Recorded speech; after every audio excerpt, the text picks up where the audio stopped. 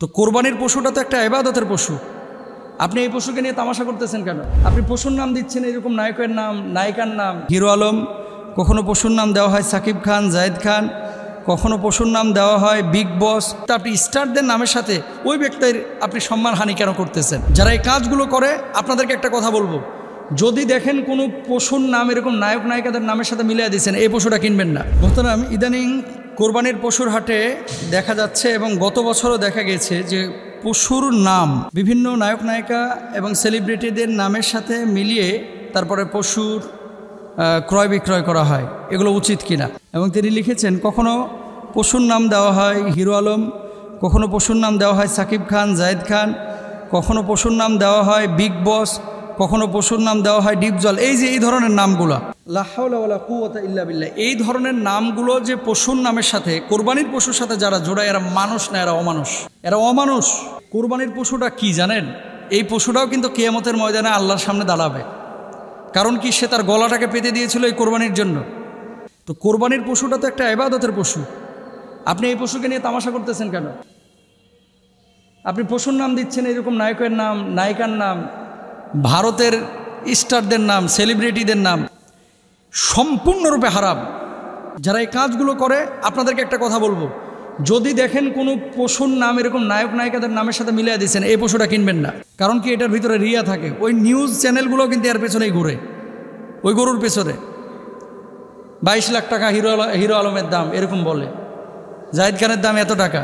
এই যে এই কথাগুলো বলে বলে চ্যানেলগুলোর বিভিন্ন কাভারেজ নেয়, নেওয়ার পরে মানুষজন ওই যাওয়ার পরে এরকম একটা টেন্ডেন্সি থাকে যে জায়েদ খানকে কিনবো, হিরো আলমকে কিনবো, ডিপজলকে কিনবো, বিগ বসকে কিনবো, এরকম কথাবার্তা বলে। যখন এরকম কোনো টেন্ডেন্সি কারো ভিতরে আসবে, এর ভিতরে রিয়া আসবে, লৌকিকতা আসবে।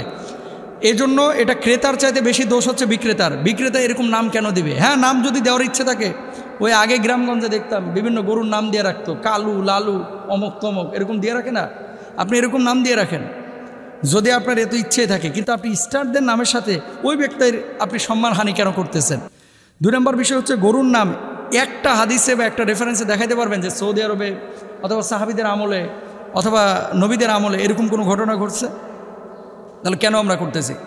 মেন কথা হচ্ছে, দেখেন, আমরা প্রত্যেকটা আমলকে, আমাদের তো ধর্মীয় আবেগ বেশি কিন্তু ধর্মীয় জ্ঞান নাই। কিন্তু এ কারণে যে কোনো ইবাদতের বিষয় আসলে আমরা কিন্তু এটাকে একটা উৎসবের রং মাখিয়ে তারপরে নিজেদের মতো সব কিছু ব্যবহার করা শুরু করি।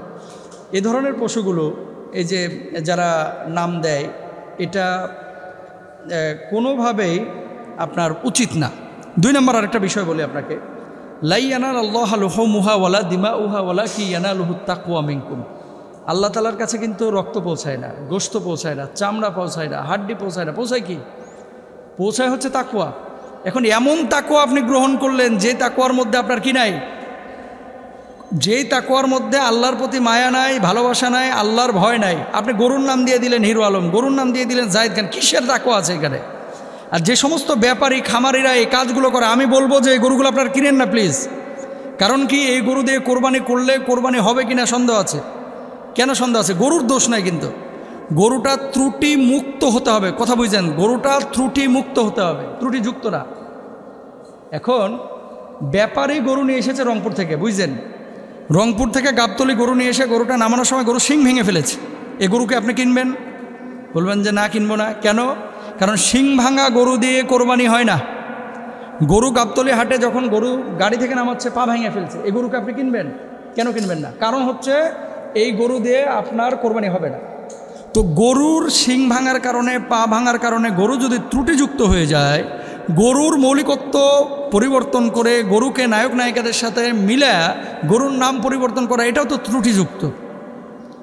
আপনি গরুর নাম গরুই রাখেন, ছাগলের নাম ছাগলই রাখেন। এই ধরনের ফাতরামি করে আপনি আপনার কোরবানিটাকে নষ্ট করবেন না। এটা কিন্তু তাকওয়ার সাথে যায় না। তারপর আসেন, তাহলে কেমন পশু আপনি কিনবেন? যখন আপনি পশু কিনতে যাচ্ছেন, 1 নম্বরে খেয়াল করবেন পশুটা রুষ্টপুষ্ট কিনা। যেমন ছাগল, দুম্বা, এগুলোর বয়স 1 বছর হইতে হবে। অনেকে ওই গরুর ঠোঁট উল্টায়, ঠোঁট, ছাগলের ঠোঁট উল্টায়, মানে বিরাস টিরাস করছে কিনা। বিরাসের জন্য না, দাঁতছে কিনা এই জন্য দেখে আর কি। দাঁতছে কিনা, দাঁতের সাথে আসলে কোরবানির সম্পর্ক নাই। আমরা মনে করি দাঁতলে এটা প্রাপ্তবয়স্ক হয়েছে আর কি, একটু হৃষ্টপুষ্ট হয়েছে। ইসলামী শরিয়ায় যে সমস্ত পশু দিয়ে কোরবানি করতে বলা হয়েছে, দেখেন, ভেড়া, ছাগল, দুম্বা, তারপরে হচ্ছে মহিষ, গরু, তারপরে হচ্ছে উট, এই সমস্ত প্রাণী দিয়ে কোরবানি করতে বলা হয়েছে। এখন ভেড়া, দুম্বা, ছাগল এগুলো তো 1 বছর হলেই হয়, গরু, মহিষ এগুলো 2 বছর হলেই হয়ে যায়, আর উট 5 বছর হইতে হয়। যদি এরকম হয়ে থাকে তাহলে আপনি কোরবানি দিয়ে দেবেন। আর পশুটা নিখুঁত কিনা, নিখুঁত, অনেক সময় চিকন দেখে আপনারা নিতে চান না, ওই যে ওপরে নাদুস নুদুস তো মনে করতেছেন, ভেতরে তো একেবারে মাশাআল্লাহ গোশতে ভরা, এজন্য মোটা তাজা নিয়ে আসেন, ভেতরে পুরা ইঞ্জেকশন মারে মারে কিডনির পানি ছাড়ায়া এটার মোটা করে ফেলছে, ত্রুটিযুক্ত পশু। এই জন্য শুধু মোটা তাজা দেখা যাবে না, পশুটা রুষ্টপুষ্ট কিনা, বয়স হয়েছে কিনা, পশুটার ত্রুটি আছে কিনা, এবং পশুটাকে নিয়ে আসার পরে আঘাত করা হয়েছে কিনা। অনেক সময় পিটাইতে পিটাইতে চামড়া তুলে ফেলায়, কিন্তু ক্ষত তৈরি হয়, এগুলো করবেন না, এগুলো অমানবিক আচরণ, এগুলো জায়েজ নাই। আল্লাহ তাআলা আমাদের সবাইকে তৌফিক দান করুন বোঝার।